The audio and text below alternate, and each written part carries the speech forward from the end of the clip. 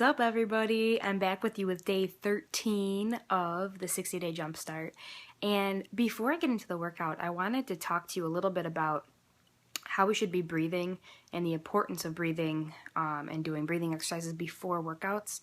I'm really big about talking about stretching because I've been a victim of hurting myself plenty of times from not stretching enough, right? So I have notes, so if I look down, that's why, right? I just want to make sure I'm giving you the correct information. But I was listening to this really cool audio. Like I said, I listen to a lot of audios by Body IOFM.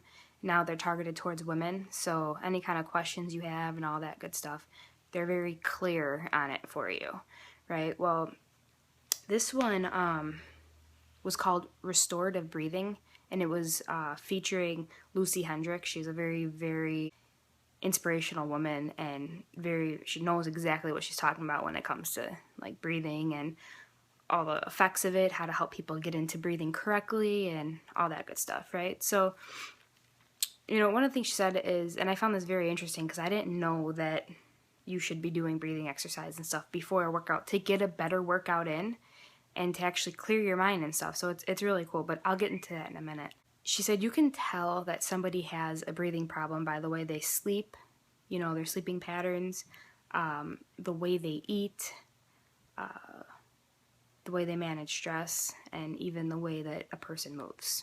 Your posture plays a big part in that as well. So really she goes into in this podcast how to focus on your breathing, how you should be breathing before and after the gym, and how to breathe when you're outside of the gym. And I'm definitely going to get into teaching you how we should be breathing correctly because it's a pretty powerful experience. We have shifted our breathing into overbreathing. So it's very similar to overeating, right? Some of us have trained our body to eat more than we need to survive. And when you do that, you're consuming more food than you need to survive, right? So it's overeating. Now, overbreathing is very similar because you're not being efficient with the oxygen that you're taking in, which is the whole purpose of breathing, is you want to be efficient with it, right? When you're not efficient with the way that you're breathing, you're actually cause more problems. Allergies are caused by overbreathing. What else? Your posture could be bad, and it causes overbreathing. Anxiety. When you learn to control your breath, you learn to control your anxiety.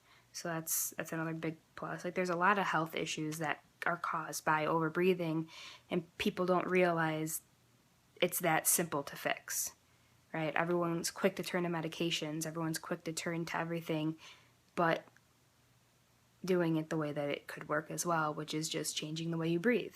Okay, another thing that I found interesting about overbreathing is that, do you ever notice when you're laying in bed and your mind's still going, you can't get it to stop, right? And you're overthinking, and we all know that we can't shut our minds off. We could, but we don't know how to shut our minds off, right? Even when we're sleeping, we're still thinking. We have dreams. Our minds are still going. It goes from conscious to subconscious. So your mind's always moving, right? Which results in a lot of the action steps that we actually end up taking is from our subconscious mind still thinking nonstop. Or when you learn to breathe correctly, you're actually learning how to shut off your mind for a little bit too, which results in meditation or helps you, just get lost with yourself for a few minutes, anything like that helps. Now, I've always been into meditation. I've always loved like getting in tune with your inner self and all that, but I've always struggled with being able to shut off my mind to concentrate on really nothing, right? When you're meditating, you're not really concentrating on anything. You clear your mind. My mind's always going 1,000,000 miles a second, like literally. I don't know how I keep it all straight in there. Lucy explained meditation this way. It made a lot of sense, and I've actually been able to meditate a lot more without being guided. And it's actually a very powerful experience because you're really in tune with yourself at that point, right?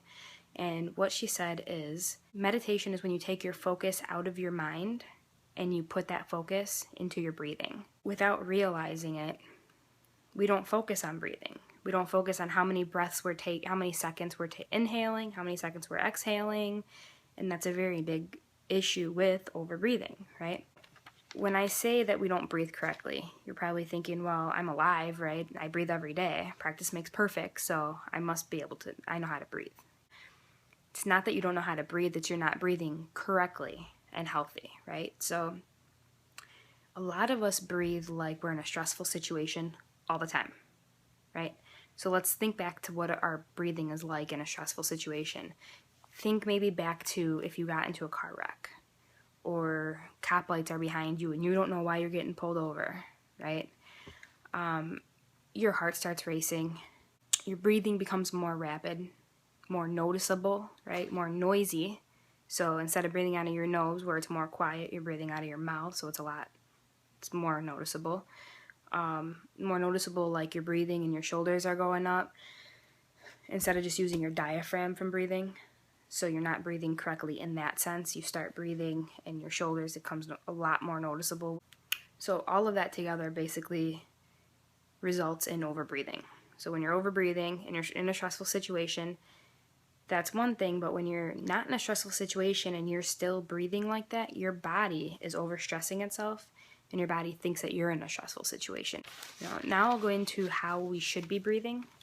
And there's 4 steps. Your breathing should not be noisy, it should be quiet. So instead of breathing out, so number 1 is, you want it to be quiet. Number 2 is instead of breathing from your mouth, you want to breathe from your nose. We're not supposed to breathe from our mouth. We're supposed to, a lot of people think it's normal because it's common that people can't breathe out of their nose, but that's actually not correct. You should be breathing in and out through your nose and not your mouth. The third thing is breathing should be effortless, because what happens is it's like when all your apps on your phone are turned on and your battery drains.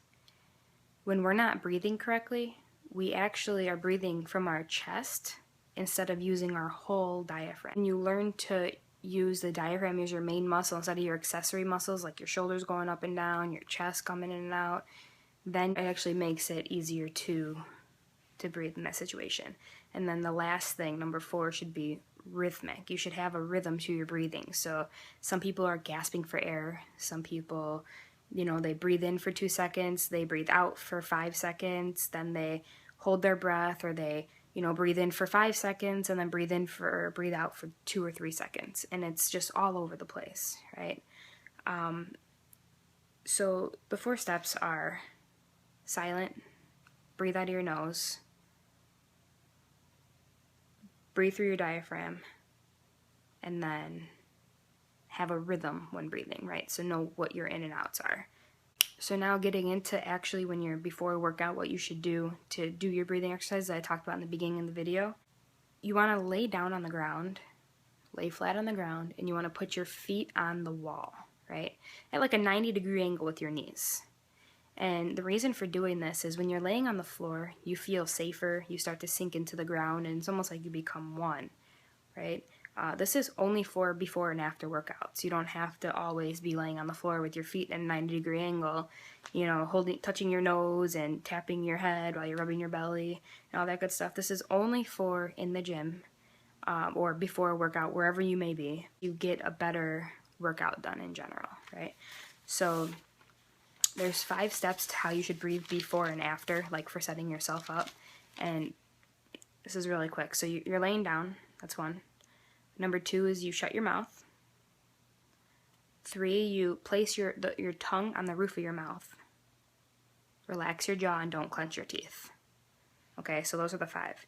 Now that you're all set up for the breathing exercise, what you want to do is for about 2 minutes, okay? You want to breathe in for 2 to 3 seconds and then breathe out 5 to 6 seconds. So you want the exhale to be a little bit longer than the inhale, right? So for 2 minutes, you're just focusing on breathe in for 2 seconds, breathe out for 6 seconds. Breathe in for 2 seconds, breathe out for 6 seconds. Breathe in for 2 seconds, breathe out for 6 seconds. And you do that. When you do that for 2 minutes, you learn to shut your mind off a little bit.